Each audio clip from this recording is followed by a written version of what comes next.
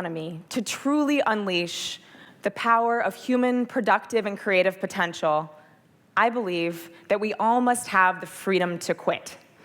3 years ago, I had a job that I really hated. I was a municipal financial consultant at a large firm where my days consisted of sitting behind a spreadsheet, plugging in numbers into really complex financial models, and kind of sitting there waiting for the results to come out, and it just wasn't me. To be completely honest with you, I probably spent about 20% of my time on Twitter wishing I were somewhere else. But I was trapped. I didn't know how to break free from the obligations that I had to live up to survive. I had car payments. I had really expensive San Francisco rent. I had student loans. I had obligations. And with all those obligations, which all of us have, I didn't know when I would ever get the chance to explore a career that would really help me find my passion. And then I found the sharing economy. I met the sharing economy, and I found that I could get what I needed just by making money from the things that I already had. It all started with my car, my same little sweet Honda Civic that's sitting in the parking lot across the street tonight that I drove here from Oakland.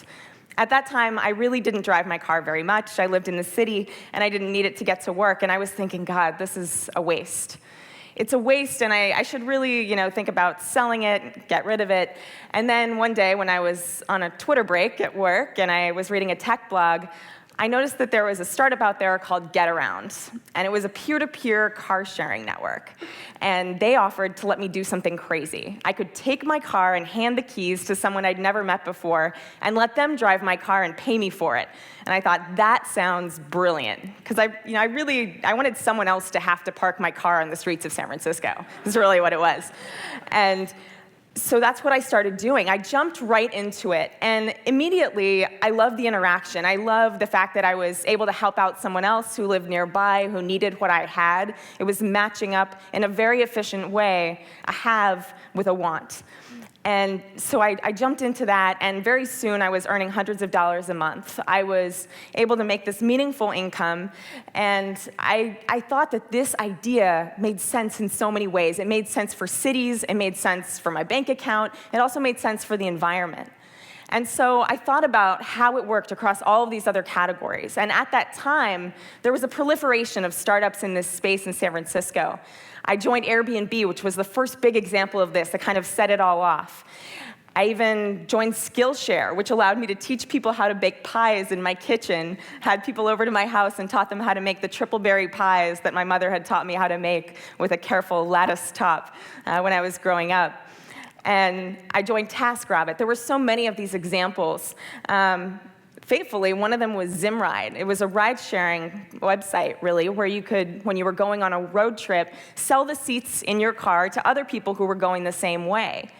And so I took that opportunity when I was going down to visit some of my friends in Los Angeles for New Year's, and I let other people buy seats in my car so that it would defray my cost of gas, because I was being really thrifty. And I met these amazing people. I loved the camaraderie. I loved the fact that it was efficient because I was already going that way and they needed to go that way too. And so we engaged in this transaction together, and we actually became friends. It was an amazing experience. And soon I went from being a power user to then becoming a blogger and writing about it, because anyone can be a blogger these days. I just made myself an expert. It's a little scary that it works that easily. And then I started an event series, because I saw that people wanted to come together around this idea. And so within 4 months, I quit my job, which was really, really scary. But I now had these little miniature forms of income, all these little sources of revenue that I was earning from the different ways that I was using my extra time, my extra stuff, the things I didn't need to help the people around me, so that I could make that leap. And I started this series, and it was a gathering place, monthly events where the thought leaders in this new sharing economy startup space would come together and talk about the interesting issues. And I loved it. I knew I wanted to make this my job. I felt on fire in a way that I had never felt on fire. And I was so liberated that I had been able to leave that job where I had just felt like a drone. And so I, within a very short period of time, got to know enough people that right before I ran out of money, I was able to get a few job offers. In fact, it all happened in the same week. I got 2 job offers from ride-sharing companies and 1 from a car-sharing company, because I was really focused on transportation. And one of those companies was Zimride, the ride-sharing website I mentioned earlier. And the founders, I wasn't a founder, by the way, just in case the founders actually watch this and call me out on that. I was lucky to be one of the first employees that was hired to work on their new real-time ride-sharing app, which you might have heard of. It's called Lyft. We're known for our pink mustaches. So if you've seen any of those cars around Sacramento, that's us. So Lyft allows everyday people to let others in their car and to earn money by driving people where they need to go. So as an everyday person, you can fill a role that traditionally might have been filled by a professional driver, but through the trust and accountability systems that are provided by technology, it can be safe and efficient for people to do that on their own in real time and make it really easy for people to get around their cities. So over the last 2.5 years, I've had an incredible experience with Lyft. It's completely changed my life. We've grown the company to 400 people. We're in 70 cities around the country. We've raised over $300 million, and millions of people take Lyft rides every month. It's been phenomenal. I still feel like I'm in this state of surreal, suspended animation because I can't believe that this is my life now. And I never would have had that opportunity if it hadn't been for the sharing economy itself giving me the freedom to leave my job. And now I have something I love so much that I'm willing to give it everything I've got. So without that freedom, I never would have been able to take the leap. And so that's what I think is so special about the sharing economy, is that it's really giving all of us the freedom to quit. And in doing so, it is actually creating a new kind of American safety net, something that I believe will have the potential to unlock all of our productive power that we're not using when we're in these jobs that we don't love, and allow us to provide a new growth engine for our economy. So traditionally, in order to be a business owner, there was a lot of red tape you had to go through. Because in the 20th century, to be an entrepreneur, it meant you really had to almost create an institution. You had to go out and get capital, outlay capital from investors, perhaps. You had to spend a lot of time going and getting permits and licenses and property and all of these other kinds of physical and financial infrastructure. But now everyone can be a micro-entrepreneur, and the walls are falling down. It makes it so accessible that you can be an entrepreneur on your Saturday afternoon for 2 hours, even if that's not a business that you plan to be in for the long haul. It's seamless. And that has tremendous power, but it's also disruptive, because there are traditional industries, there are regulators who didn't anticipate this kind of fluidity, or maybe are wishing it weren't happening. And so that receives a lot of attention these days, and actually takes a lot of my time to try to work within that and rise above it. But I think the story that's lost in all of that is the freedom that this provides for workers. I really think that's the story of the sharing economy, is that it provides empowerment for the American worker. So let's take just a little tour through the last 10 years of the American worker. Because increasingly, the financial situation of the worker has gotten more and more precarious. It's the perfect storm of job losses, wage stagnation, low personal savings, high consumer debt, all creating this really risky scenario for individuals. And that shifts the power such that employers have the upper hand. They have power over their employees such that employees feel afraid of leaving. And it's not that the employers are doing anything wrong, but it's just that individuals don't feel empowered to leave because they don't feel like they have other options. And so what I think is really, really magical about the sharing economy is it means that people can feel like it's in their hands at any moment to decide that they want to do something different and to not live in fear of that. And thus to be able to make choices and take risks that they might not have otherwise been willing to take.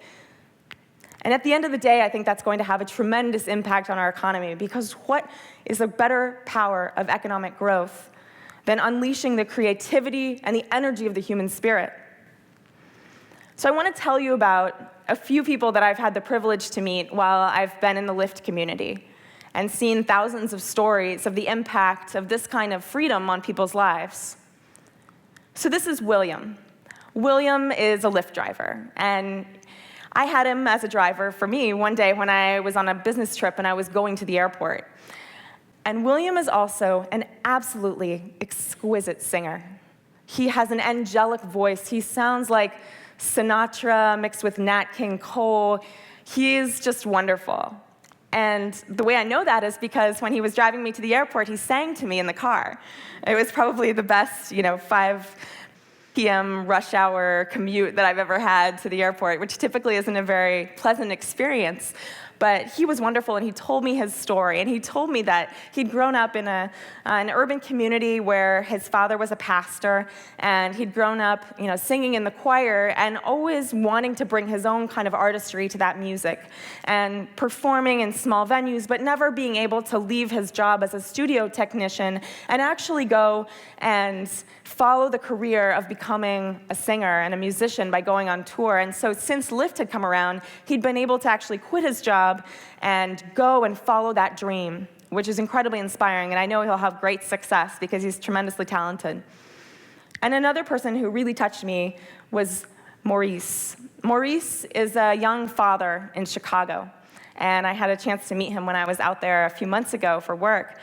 And he has a young son who's about 6 years old, and Maurice's wife is not around anymore, and so he takes care of his son himself.